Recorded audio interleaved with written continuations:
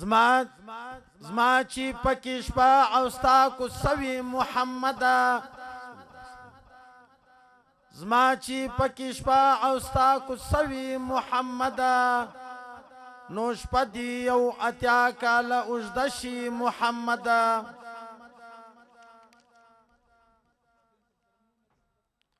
اس کے بعد صبح سین ضلع روہڑی سے آئے ہوئے ہمارے مہمان مکرم حضرت مولانا فداء الرحمن نقشبندی قادری صاحب، اس کو دعوت خطاب دے رہا ہوں کہ وہ آ کر خطاب فرمائیں۔ جناب مولانا فداء الرحمن نقشبندی۔ وعلى آل إبراهيم إنك حميد مجيد۔ واجب الاحترام قابل صد احترام معزز محترم علماء مشائخ اکابر،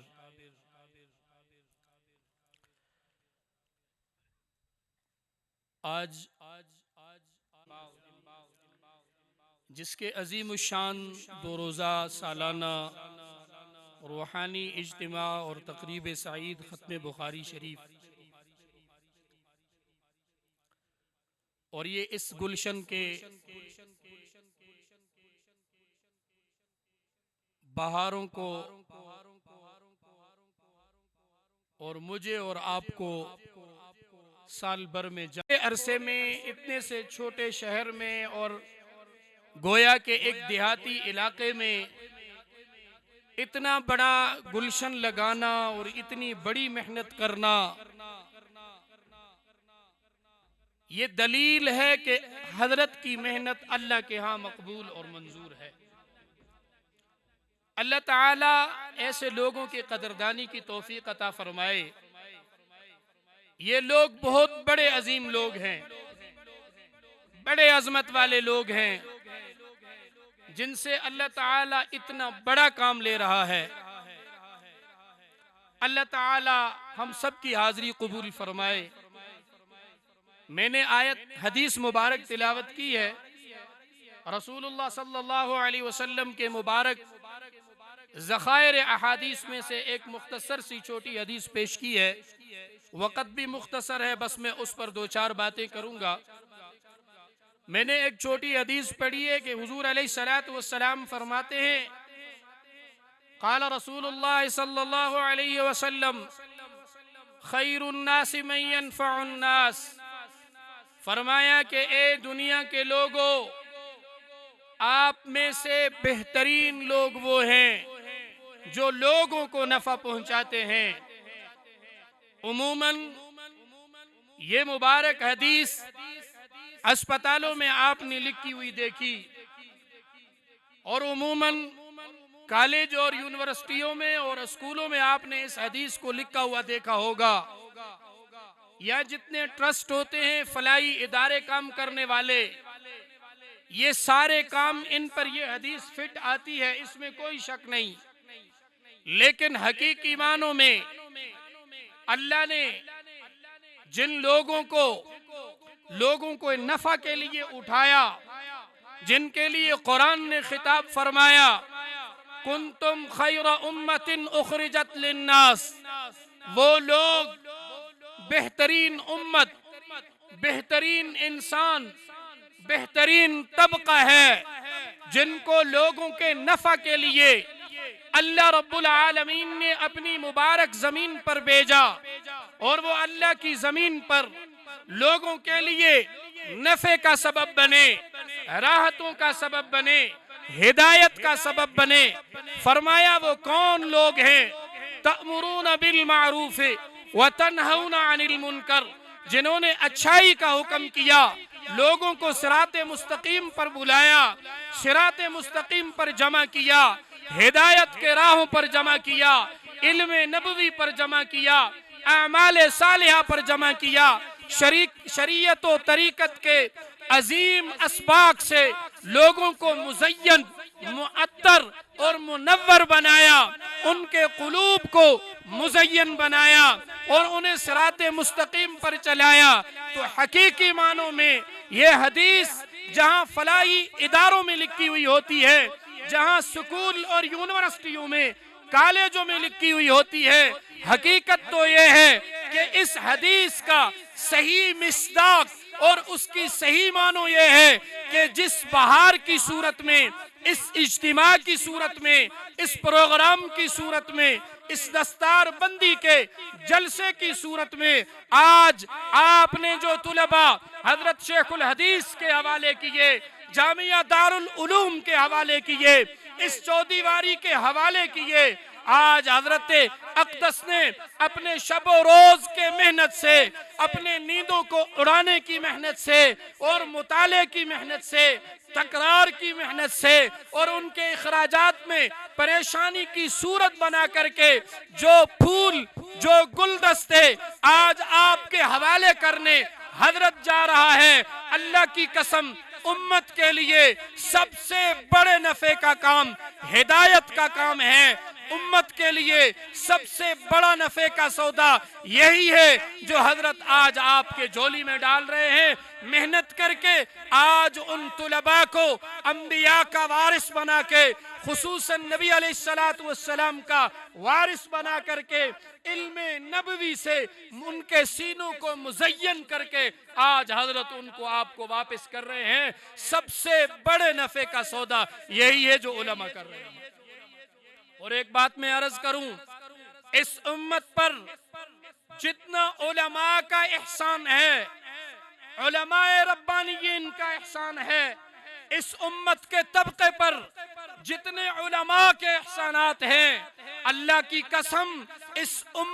یہ امت کبھی بھی مدارس کے احسان کا بدلہ نہیں دے سکتا، اکابر کے احسانوں کا بدلہ نہیں دے سکتا، اور امت مل کر کچھ بھی قربانی دے، لیکن یہ علماء کے ایک رات کے نیند کو اڑانے کے، ایک گھنٹے کے نیند کو اڑانے کا بدلہ نہیں دے سکتے۔ ان علماء نے، ان مدارس نے، ان اکابر نے، ان مشائخ نے، ان اسلاف نے انسانوں پر، لوگوں پر اتنی بڑی محنت کر کے اتنا بڑا احسان کیا ہے جس کا بدلہ آج تک کوئی نہیں چکا سکتا۔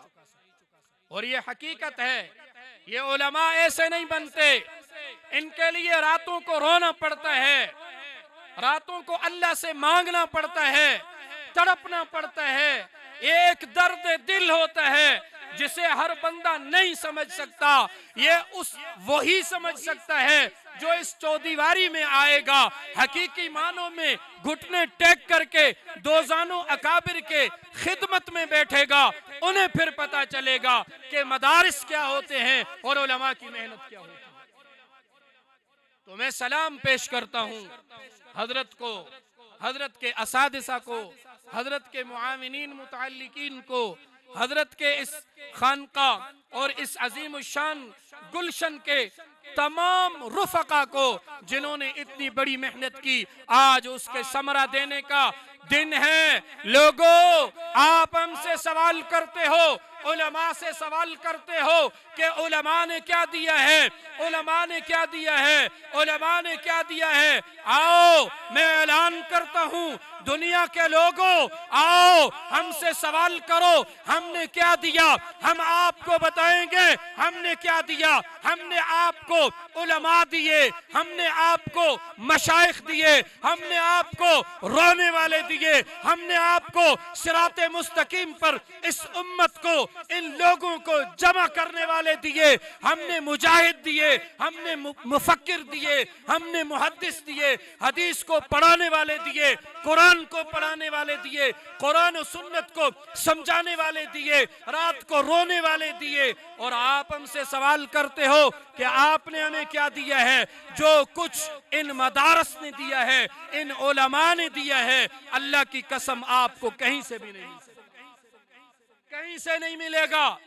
نہ کسی یونیورسٹی سے ملے گا، نہ کسی کالج سے ملے گا، نہ دنیا کے کسی آکسفورڈ یونیورسٹی تک جاؤ، ان کو تو پیشاب کرنے کا پتہ بھی نہیں ہے، کھانا ٹھیک طریقے سے کھانے کا پتہ بھی نہیں ہے۔ اگر آپ پر احسانات کیے ہیں تو اس علماء ربانیین نے کیے ہیں جنہوں نے آپ کے بچوں کو آج دستار بندی کے ساتھ، آج دستار فضیلت کے ساتھ نبی کا وارث بنا کے آپ کے جھولی میں ڈالا ہے۔ آپ ہم سے پوچھتے ہو کہ کیا دیے ہیں علماء؟ اتنی بڑی نعمت آپ کسی بازار سے خرید کر نہیں لا سکتے۔ اتنی بڑی نعمت آپ کسی دکان سے خرید کر نہیں لا سکتے۔ اتنی بڑی نعمت آپ کہیں سے نہیں لا سکتے۔ یہ نعمت اگر کسی کے مقدر میں ہے تو وہ علماء کا طبقہ ہے۔ یہ نعمت کسی کے مقدر میں ہے تو اس چودیواری کے اندر رہنے والوں کے مقدر میں ہے، یہ ان کے نصیب میں ہے، باقیوں کے نصیب میں یہ نعمت نہیں ہے۔ آپ بڑی بڑی یونیورسٹیاں پڑھ تو سکتے ہیں لیکن وہ پڑھنے والے ممبران سورت اخلاص تک صحیح معنوں میں پڑھ نہیں سکتے۔ اور یہاں الحمدللہ آپ میرے مدرسے کے طالب علم کو، چھوٹے بچے کو مائک پر بٹھا دو، وہ گھنٹوں نبی کی سنتوں پر بات کر سکتا ہے، نبی کی حدیث پڑھا سکتا ہے، پڑھ سکتا ہے، سنا سکتا ہے، قرآن کو سنا سکتا ہے، سمجھا سکتا ہے، آپ کے پورے مجمع کو تڑپا بھی سکتا ہے، رولا بھی سکتا ہے۔ یہ صلاحیت اگر اللہ نے کسی میں رکھی ہے تو وہ ایک مدرسہ ہے، ایک استاد ہے، ایک یہ فکر ہے جس میں آپ اور ہم جمع ہوئے ہیں۔ اور دوسری بات میں عرض کروں، یہ صرف مدرسہ نہیں ہے، اللہ تعالیٰ نے اس عظیم الشان ادارے کو یہ اعزاز بھی بخشا ہے کہ یہ عظیم الشان ایک خانقاہ ہے۔ میں آپ کو اپنی بات بتاتا ہوں، 2 راتیں میں سال میں آتا ہوں، 2 راتیں، اللہ کی قسم ان کے برکات کو